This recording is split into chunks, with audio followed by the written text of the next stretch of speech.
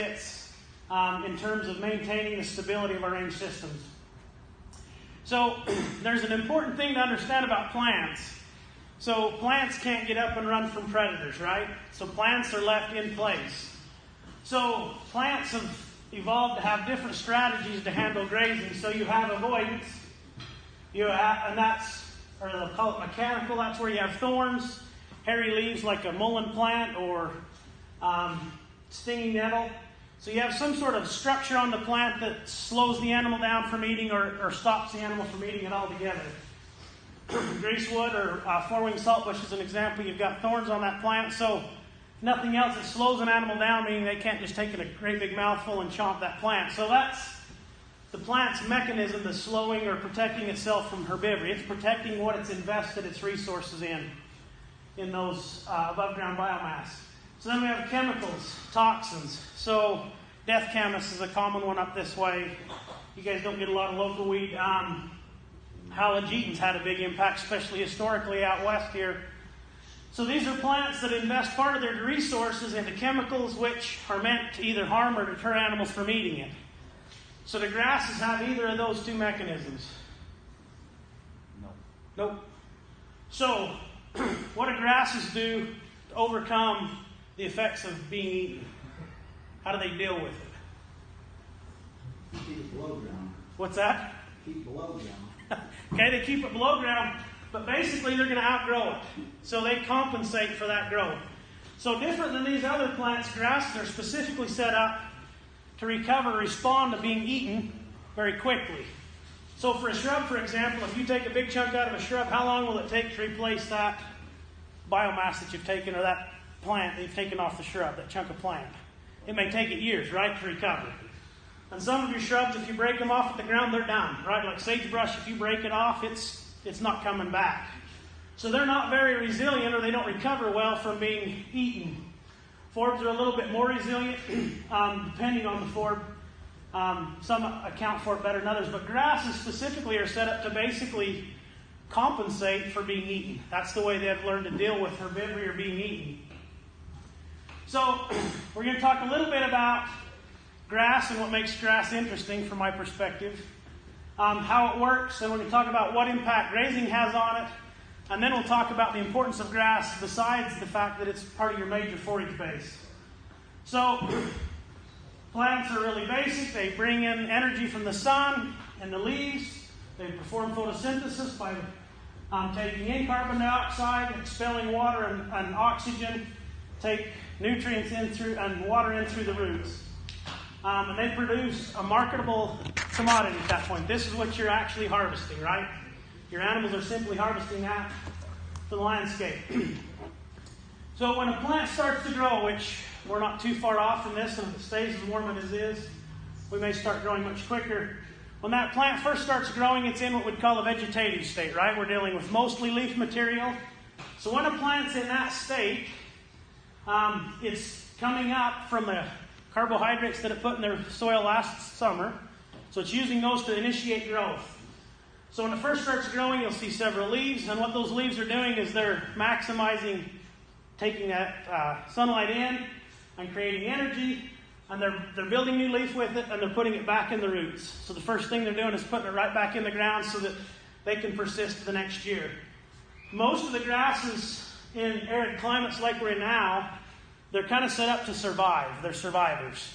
So they don't invest a lot. Well, they invest some energy into, obviously, seeds, etc. But their long-term game is, I'm going to make sure I live from one year to the next to the next. I may only have viable seed 3 out of 5 years, but I may live 10 or 15 or 20 years to make sure that my seed's able to make it on the ground. Versus like cheatgrass, which spends its entire energy budget into 1 year's worth of growth and seed production. So during this vegetative state, you're putting a lot of your resources into the ground, in the roots, and in the leaves. But that doesn't persist. So as the conditions start to dry out or temperatures increase, and especially when water becomes limited, then we start to see changes occur in plants. And the change that occurs is they start reallocating resources. Where do the resources start going? Seed production. Seed production. So the plant goes through a very definite change in the way that it's allocating those resources. Prior to that seed stock being produced, all the resources were going to leaves and roots. Once that seed stock's produced, the plant changes gears, right? It's all about reproduction now. It's figuring, I've stored what I can in the soil. My only goal now is to put a seed stock up and try to get some seed out. So we see this very definite shift in the way that they're allocating resources. So if you've limited leaf area up to this point, what happens? Limit your seed.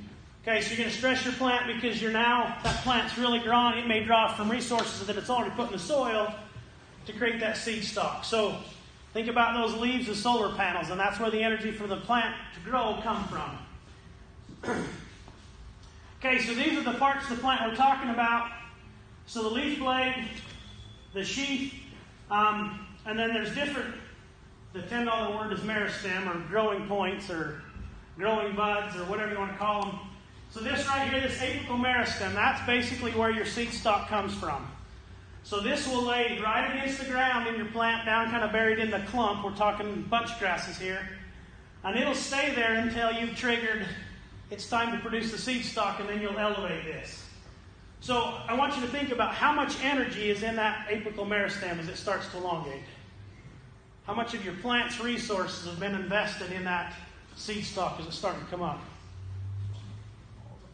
A lot, right? So if you think of it in terms of like an economist right? This is a very expensive bite to that grass plant. Whereas these leaves, how quickly does a grass plant replace leaf material? Quick. That's where your nutrition's highest, right? The reason your nutrition's high is there's not a lot of structure in that leaf material, right? It's basically just solar panels. It's not really rigid. The more rigid your plant material becomes, your quality declines because you're adding structural carbohydrates, which are more difficult for the animal to break down. So this is also when the quality of your forage starts to decline as well, once that seed starts to elongate. So, depending on the time of year, that apical meristem can either be elevated or it can be right here against the ground. So, during that vegetative phase, which we'll just start entering the vegetative phase here in a few weeks or a month, that apical meristem is right against the ground. So what's the likelihood of doing damage to that apical meristem early in the year? Well, it's actually pretty low, right? Because it's right against the ground. So, but if we wait till, we'll say mid-May, then where's that apical meristem? It's at the top of the plant, right? And so that's when it's much easier for that apical meristem to be grazed. So because of you can think of it in terms of because of the investment, this is when our grass plants are most vulnerable, is during that seed elongation phase. Once that seed stalk starts to come up, that's when it's most vulnerable. If you go back to this figure here, you've got these axillary buds. So these were developed last year, and this is where these can turn into apical meristems. They can convert to apical meristems. So if that apical meristem gets grazed off, what happens? You just have one seed stalk? Nope. It'll initiate growth from another one of these axillary buds, and you'll send another seed stalk up. So what happens if you continually harvest those? Do you produce any more axillary buds in the same year? Nope. Those are produced the year previous. So that's a predetermined number. So if you take all of those in a given year, is your plant going to be able to reproduce in terms of setting seed? So you've effectively limited its seed production. Is that the real problem? Is that the real threat? We can probably get by not producing seed every year, right? Because this plant's going to live 15 years. What's the problem? Decline that population over time. Okay, so you can decline the population, but you're stressing the grass. So again, you've just taken most of the resources the grass had produced, and you've harvested them from the plant. Oh, I've done it now.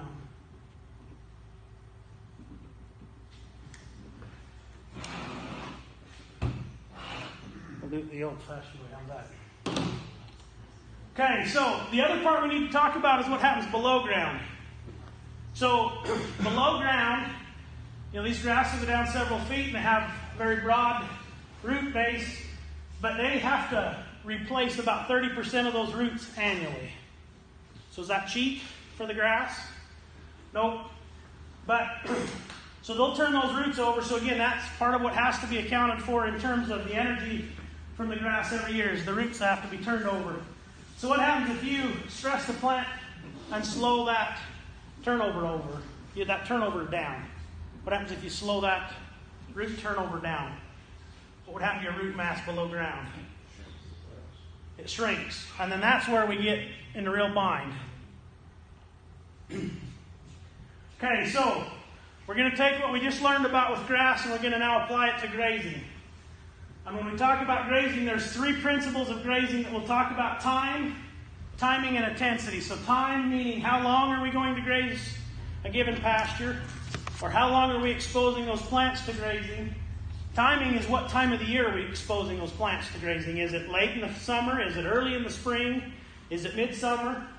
And then the intensity. How much grass are we taking off during a given grazing event? So, on top of all of that, we have to talk about stocking rate. So there's a lot of management options and a lot of flexibility in adjusting our time and timing and intensity. But if we have too many mouths on the ground, none of that matters because you're just overwhelming your system and there's no magic, right? This is pretty straightforward science. There's no magic to overcompensate from just too many mouths on the ground. It's kind of like herbal sales or something like that. Everybody will convince you that there's ways to get around this, but there's not. If you have too many mouths on the ground, you'll overwhelm the system. Okay, so I like to start with this picture because I think it clearly illustrates the point we're trying to make. So these are grass plants. I don't know how old this picture is. It's been used for a while, but it clearly illustrates. So those numbers, 50, 70, 90%, that's the percent of the weight above ground that was removed. So from this ungrazed plant to 50%, do we see a lot of reduction in root mass? See a little bit. But from 50 to 70, what happens? So, well, it's raining now, but our forage outlook for the year is not looking real splendid, right? We've had a fairly dry winter. Usually that signals that we're going to have a dry spring, which means we're going to see very little growth. So if you've got, which of those plants would you rather have going into a drought period? So you can clearly see, it doesn't take a rocket scientist for 12 years of school to figure out, that if you've overgrazed these plants in years past, and you move into a drought, what's likely to happen to that grass plant? It's going to die. And then what happens to your forage base? Then it doesn't matter how good your genetics are, or how good your economic plan is, you're not going to make it work. Now, it's clear to point out that harvesting over 50% in 1 year is not going to lead to this. So I don't want to disillusion you thinking you've got one chance to screw this up and then you're toast, because that's not the case. Fortunately, these natural systems are pretty flexible and resilient. So they've got a buffer that'll give us some flexibility. But do note that if we do this long enough, and I don't have a magic number, I can't say, if you graze at 70%, 7 out of 10 years, then you're there. I don't know that anybody really knows the answer to that, because it would vary a lot based on precipitation and everything else, the type of grass. But the bottom line is we know that we probably don't want to go much over that 50% utilization, because we put ourselves at a higher risk of this happening. So just for sake of argument, does anybody know how much stubble height difference there is between 50 and 70% utilization? Any guesses? 3. How much? 3 inches. 3 inches? Anybody else? I know Taylor knows the answer to this, but it's less than 3. It's about 1.5 inches. So generally, with most of our bunch grasses in this part of the state, 4 inches is the magic number. Generally, 4 inches is about 50% utilization. So the difference between 50% utilization and 70% is like 3 inches.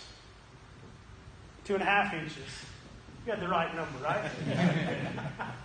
So, the way I like to talk about this, though, how much forage value do you get out of 1 inch of grass stubble?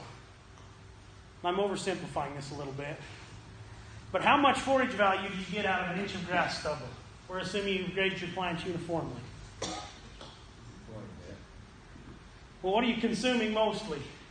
Proteins, the good stuff. Well, but are you consuming leaf or stem? Stem. When you get down to this point, so I had a really interesting experience 2 years ago. We ran a grazing trial in Logan. And this was for a fuels project, which maybe we'll talk about at a different time. But we wanted to look at how fuels would respond to different levels of grazing. So this was a smooth brome, was an old CRP field in Richmond. So we put cattle in there. It was really interesting because we had some pastures they had to take off to 30%, then some pastures they had to take off to 50%, and then some we took off to 80%. And I'll just tell you, it was damn hard to get those cows to go from 50 to 80%. And the reason why is that 30% is easy, right? Because what do they do to get to 30%? They go around and take all the leaf off. So 30% is easy living, right? You just go around, you take the leaves off, everybody's happy. What's that? They lick the icing off. Yeah, they're just licking it's like my kids and cupcakes, right? They just lick the icing off the cupcake, put it back in the plate. So 50% was that you could actually watch this happen in those small pastures. 50%, now this was in August, so that smooth brome's not the best thing to be eaten in August. But the fact remains, what were they left with even getting to 50%? They started eating a lot more stem. I'd put some crystallix in the pasture with them to make me feel better about forcing them to eat below where they wanted to. And I had to take it out of the 80% pasture. Do you know why? Because all they did is stood over there and chewed the crystallix, right? That's how. So my point is that difference, once you go over 50%, and again, part of that was because it was late in the year, but you start grazing a lot of stem, which isn't necessarily the best forage for your animal to be eating. So my point was, you're probably not gaining a ton forage-wise, moving the needle from 50 to 70% in terms of quality forage.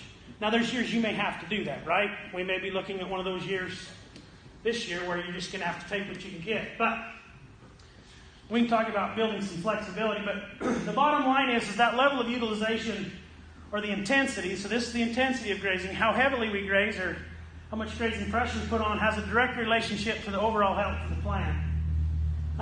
So the next thing we'll talk about is the timing or the season. And this, I developed this graph as part of some work we did with fuels grazing. Again, this was down at Camp Williams. Let's see if I can make the... Okay, so this green line in this graph represents fuel moisture, but you can just think of it as the greenness of the plant. This is your nutritional quality. So early in the year, it's quite high, right? There's a lot of moisture in the plant. This is that vegetative stage. Right around the boot stage, so we call this a grazing neutral. So we can actually take quite a bit of plant material off in the spring during that vegetative phase. Why? Why is that a good time to take some grass? Because it'll grow back. But what does it have to grow back? Moisture. So the reason I hesitate to say that sometimes is people think, well, he said I could take it off in the spring. Problem is the spring ends sometime in April or May, right? Not June 15th or July 15th. So, I wasn't going to be that pessimistic. But the bottom line is, as long as you get off, especially before that boot stage, so you can come in and take some grass early, and as long as you get off before that plant switches the way it's allocating resources, it can recover quite quickly. But the key is you've got to leave some soil moisture. You've got to leave some moisture in the soil for that plant to respond with. If you graze it fairly heavy beyond the point that you've got much soil moisture left, you've shot yourself in the foot because you won't get any recovery. Rest in August doesn't do you much good, right? The grass isn't going to respond. But the most critical phase, and it's unfortunate because this is where a lot of producers are pinched, is on their spring range. The critical phase is once we go into that boot stage, or once we see that seed stalk start to elongate. From that point to the time you set seed, that's when the plant's most susceptible to grazing. Primarily because we've elevated those growing points. So the plant's most vulnerable. It's exposed itself to herbivory during that time. So generally this is around mid to late May here in Box Elder County, which this is when a lot of us are moving onto our range, trying to get them out of the hay fields and out of the pastures and out onto the range. So how do we compensate for that? So we know we're going to have to do some grazing during that critical plant phase. So how do we deal with that? Pasture rotation. Okay, perfect. Pasture rotations. But what do you mean by pasture rotations? Graze one paddock in the spring and the other part of the fall. Okay. So you may split pastures up to where you can just not graze part of your range during that time of the year, knowing that it'll get a full season of rest. So remember, this isn't all in 1 year, right? So we'll let it rest this year, but we'll graze it next year. So that allows the plant to compensate for being eaten during that critical time. What's another important component during that time? Think about your grazing intensity. Would you want heavy grazing during this time period or light grazing? Light. So those are probably your two best strategies for grazing during this critical stage is lighter grazing, lighter utilization levels. So maybe you start shooting for 30%, 30, 40%. Or you rotate pastures and giving something a rest during that time period. So once you set seed, though, what happens to the grass? Well, something there though too is a lot of guys that like grazing, so fewer animals. But if those animals are in that pasture too long, still they're going to eat the greens. So that's exactly right. Again and again and again. So. Yep. So you have to. Well, when I talk about light grazing, that means you're actually watching, right? So you kind of get an idea in your head of what 30 or 40% looks like. It's actually a little easier than that. You just start watching seed heads. So as you look out across your pasture, if all your seed heads are gone, you know you've probably dipped right at or below 50 or over 50% utilization at that point. If you can still see seed heads, now I say that you can chew a lot of crested wheatgrass up and leave 4 seed heads on the landscape and say, "Oh, I got seed heads, we're good." But this means each plant has some seed heads, right? So those are ways to just kind of easy indicators to make sure if you do go with lighter rates in there, you're going to have to watch it. Because if you leave animals too long, even though you've gone in with shorter numbers, you'll overwhelm that system again. But once you've set seed, what happens to your plant and its ability to handle grazing? Pretty much dormant.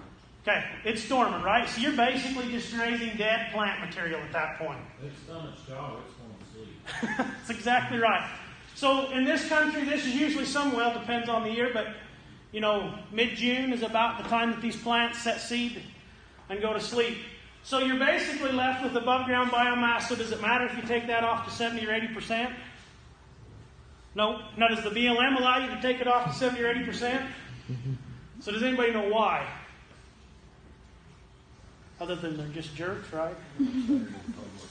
So part of it is we have to remember that they're multiple use, right? So they have other uses they're managing for. So if you've taken everything off real short, what happens if you get a significant fall rain? You're going to see overland flow of rain, right? So the Forest Service, BLM, they're going to require you to still stay around that 50% because they want to leave some grass stubble for erosion, for wildlife habitat, other things like that. So, but on your own private ground, you can know that during that time period, you can put a little more pressure on your grass because it's dormant. What's the one downside about grazing during this period, though? Not much feed value. Nope. Your crude protein levels are probably lower than what you need to sustain your animals, which means you're going to have to supplement with something, right?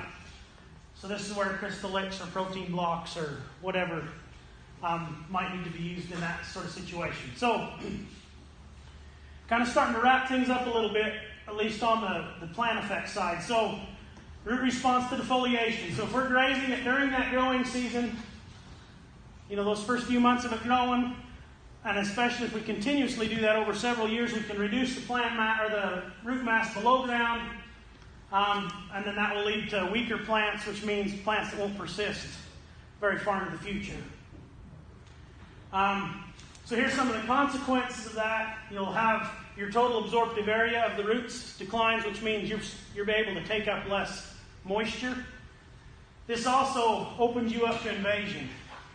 Cheatgrass, snakeweed, all the good stuff, right? This'll, when you open up those, they call them niches. When you make resources available because your grass plants can't use them all, then that allows other plants to move in and start to invade your rangeland. It also reduces your vigor and also your ability to take up resources. Okay, so we talked about why season's important. And I don't know that I can emphasize this enough. We talk a lot about resting grass, but if you rest grass in July, are you doing yourself any good? You may feel better, but that's about all you're getting out of it. Your rest has to occur when you've got moisture in the soil for the grass to grow. If your rest doesn't occur during that time, if the grass has already gone to seed, you're not really going to get much in terms of the rest there. Okay, so I'm going to give an example of why this is important. So this is from some work we did a few years ago. This area started as a Wyoming big sagebrush rangeland. One side of the fence had been grazed since Brigham Young showed up every spring. And so we changed the composition of that plant community a little bit. We had a lot of sagebrush and sandberg bluegrass. So that's the low-statured grass. It doesn't have much root to it. On the other side of the fence, we had this open sagebrush blue bunch wheatgrass. Now, to be fair, all that had happened is part of this was adjacent to a wheat field. But it created a great situation for a researcher because I could kind of look at what's happened over the long term. And the reality is a lot of this was legacy effect, which you're all dealing with to some degree, of things that happened 80, 90, 100 years ago. And you're kind of on the bottom end of that water line. And so, but a fire came through and it burnt part of both sides of that fence line. So what it allowed us to do is to look at those different vegetation communities and how they responded to that fire. And so what we saw, we'll go to here. Oh, shoot, that didn't show up real well. Sorry. So if you look at snakeweed, we're focused on snakeweed here. So in that area that didn't have a lot of deep-rooted perennial grasses, was left just the sandberg bluegrass, the snakeweed went up dramatically. So we're talking 30-40% snakeweed cover. Down here where we had good deep-rooted perennial grasses left on the landscape, we hardly seen a difference in the snakeweed cover at all. In fact, it was the same as it was before the fire came through.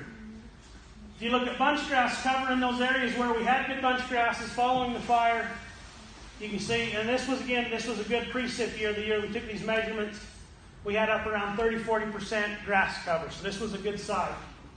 And then we see that obviously the fire removed the sagebrush, stayed the same. But the take home is where we had good deep-rooted perennial grasses. We're talking things like crested wheatgrass or natives like blue bunch wheatgrass, Idaho fescue. Where we had those deep-rooted perennial grasses, the fire really had no significant impact other than removing some sagebrush. That was it. So kind of the take home from that for me was, and I like this little graphic, it shows the root systems of the different plants here. This is your western wheat and blue bunch wheat, lupin.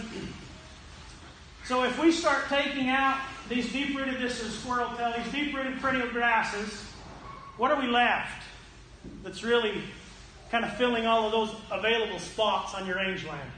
You're left with sagebrush, which does a pretty good job of holding those spots. And then you've got some forbs. What's the problem with forbs holding your rangelands together? How consistent are forbs year to year? They're not, right? Forbs are driven almost entirely by precip. So dry years you won't have anything. Wet years you'll have a grundle of them. Sagebrush is just there. But what we found is if you've gone through and you've removed all of those deep-rooted perennial grasses, you haven't left a significant player on the field to compete against the other things that are attempting to invade. Oh, I went too far. So once you take sagebrush out of that equation, what's left to hold that whole rangeland together? What comes in now? Annuals. We get cheatgrass, and now we're starting to see Medusa head, right? So this, and some of this is happening. Again, some of this happened decades and decades ago, and we're just dealing with it now. But so on top of the fact that we've talked about why grass is important to your animals and maintaining those perennial grasses for feed for your animals, this is also the glue that holds your rangeland together. I don't know that I can emphasize that enough. So, in my opinion, it's as important or maybe even more important to keep those perennial grasses in your system to hold your rangeland together. And if you can do that, then you continue to produce forage well into the future. But if we remove those grasses, then we've left ourselves at the mercy of cheatgrass, which there's some forage value in cheatgrass. But again, how consistent is cheatgrass cover from year to year? It's a short window. And it's also a short window. And there's, I know there's a lot of producers that make pretty good growth on some of that cheatgrass in the fall when you get some green coming up with it. But it's far less predictable. That's the bottom line. And the problem is like Idaho's now they held a workshop 2 years ago about how you keep cheatgrass. Talking about turning the tables. Their problem is they're losing their rangelands from cheatgrass to Medusa head. Which I don't know how many of you are familiar with Medusa head, but if you think cheatgrass is bad, I'm not trying to bring the boogeyman out here, but Medusa head has no forage value. None. The grass actually concentrates silicates, which is basically sand, into the leaf material. Digestibility's in the tank, plus they won't eat it. It's got big long nasty awns. So it is not a viable forage. So in Idaho, they've seen reductions in stocking by 60, 70, 80% just based on conversion to Medusa head. So the point is, we want to keep that away, and the way we keep that from happening is by maintaining deep-rooted perennial grasses. So that whole thing that I just talked about, the fancy word for that is resilient. And so with deep-rooted perennial grasses in our rangelands, it makes them more resilient to disturbance, meaning they can absorb fire, they can absorb drought years, and they recover quite quickly from those disturbances. Oh, no.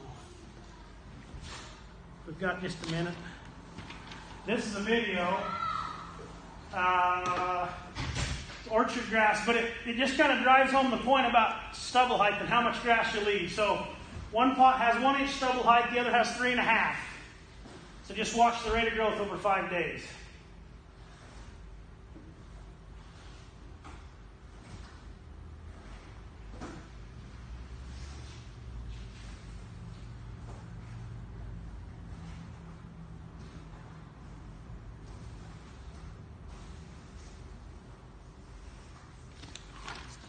So I think that I probably should have just showed you the video and not said anything, right?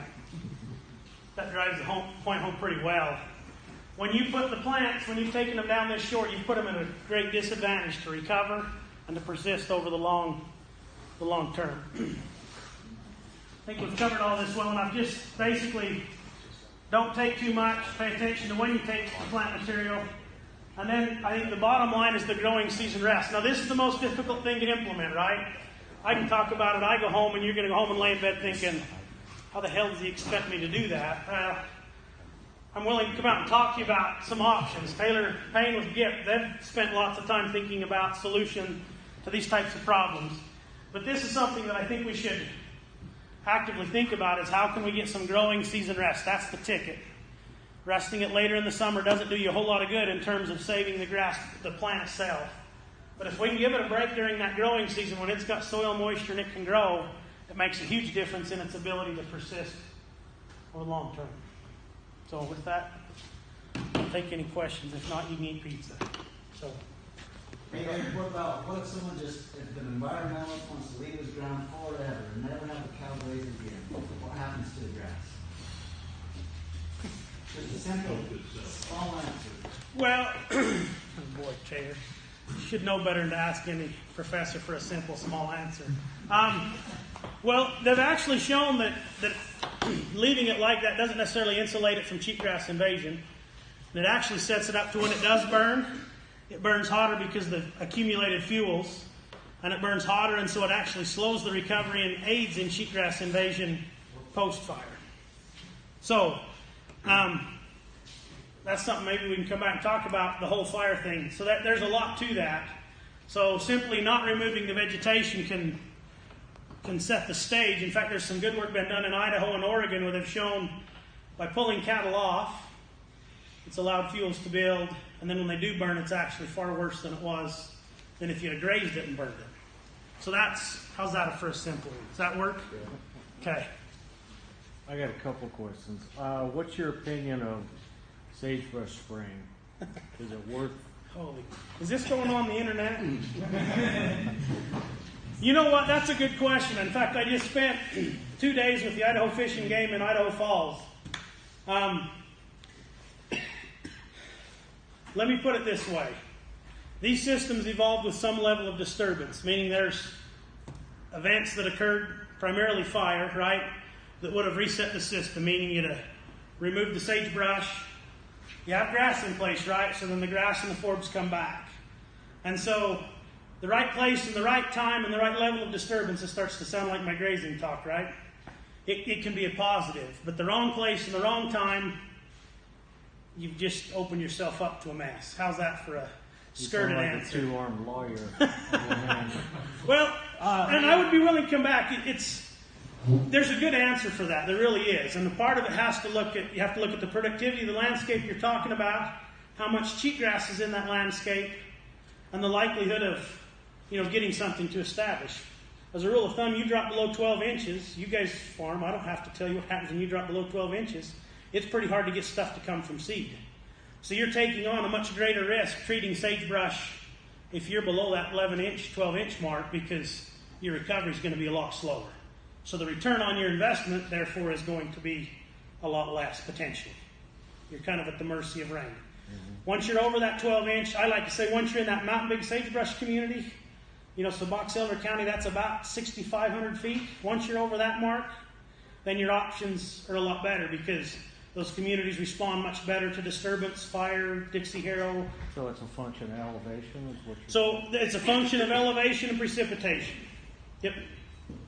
As always, right?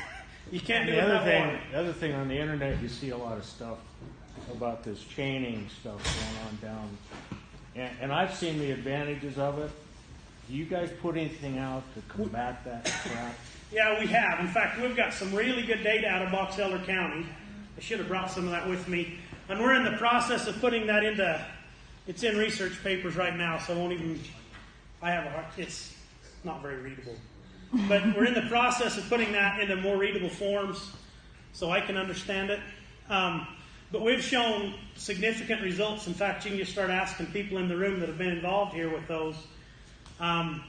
In my opinion, that's one of the best things going in terms of increasing your range capacity is the juniper treatments. Plus, you're helping sage grouse rather than fighting a battle over whether you're hurting sage grouse, and so everybody's happy for the most part, unless you're in Hamlin Valley and down by Cedar City.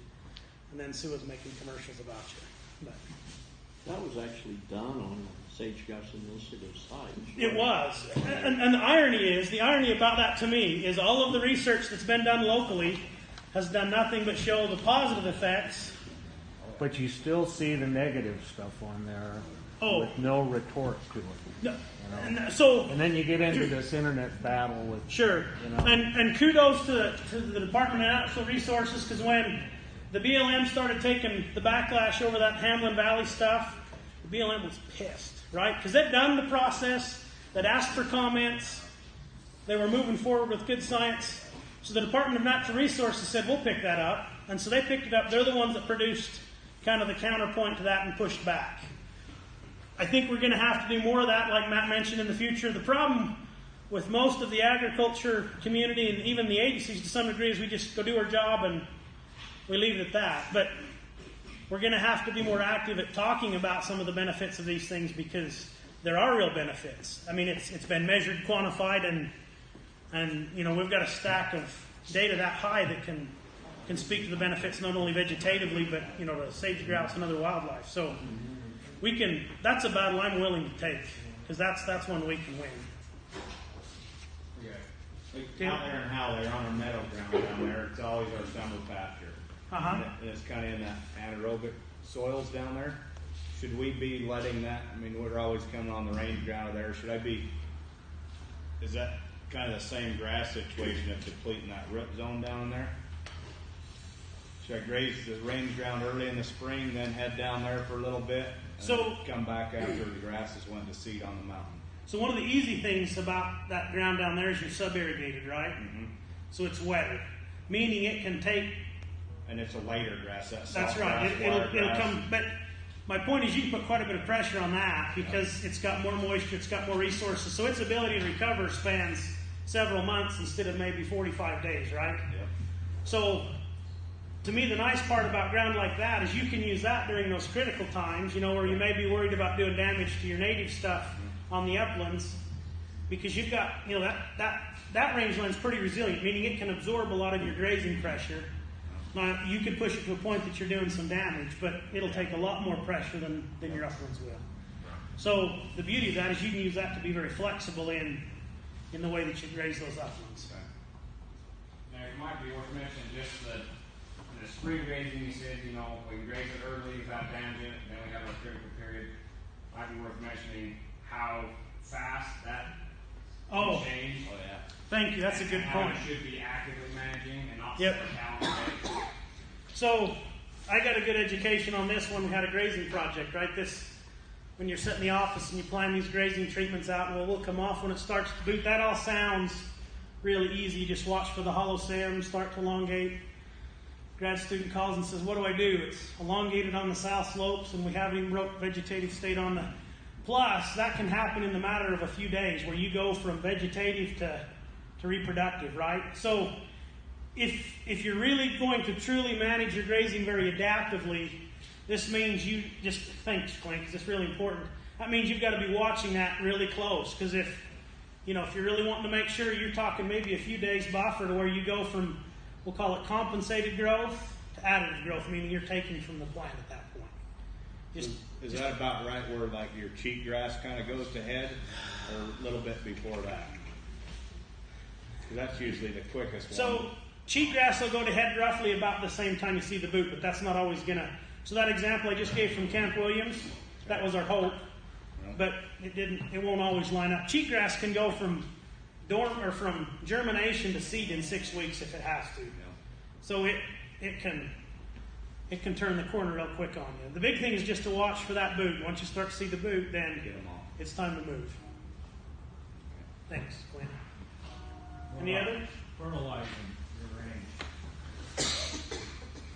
So CRP that we didn't put back in because it's doing us, it's better for us To in graze our it? grazing rotation.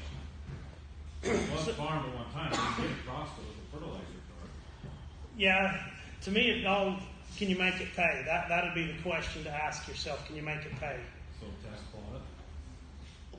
And a lot of it depends on what your fertilizer is going to cost you, right? Back, 7 years ago when fertilizer was more expensive than gasoline, there's no way you'd make that pay. There's other options that, there's been some work done where you start putting legumes and maintaining a legume mix in that. It takes about 3 or 4 years for the legumes to kind of catch up. But there's some data that shows that if you get those into those, especially those introduced pastures like that, they're not going to be the same as going out and putting a few 100 pounds of nitrogen on, right? But it's stuff you're not paying for at that point. So that's another way to think about it, is using some legumes or mixes in there to help offset that, to fertilize it. Okay. Another Go question. for On it. these grasses that never get grazed, like there's a lot of CRP ground, the grasses they sit there, they almost kill themselves out. Does that mean, is that So they don't get burned, they don't get nothing, they just what happens is you start building that thatch up, right? And you build the thatch up to the point that what little bit of growth that's occurring is buried down underneath it, number one, or it just stops growing because you're not getting light down to the root crown, and So much such the seed don't even make it. to yeah, grow. it just becomes really problematic. And the reality is that probably never occurred, quote unquote, naturally. Black grass bugs love it. I wasn't going to bring black grass back up. Your dad's not here, so we can talk about it maybe. But the reality is like I had a guy explain it to me once. He said, you're either going to combust that inside a cow, or you're going to combust it outside the cow, meaning you're going to burn it up. I mean, that plant material eventually will combust. It just depends on where. Now, we put fires out now instead of letting them burn, and that's a whole other conversation I'd love to talk, but that's the reality. That's just not They necessarily. try to put them out. Well, they put 95% out, right? It's just the 5% they can't get a hold of. But anyway, it's a good question. Okay, thanks.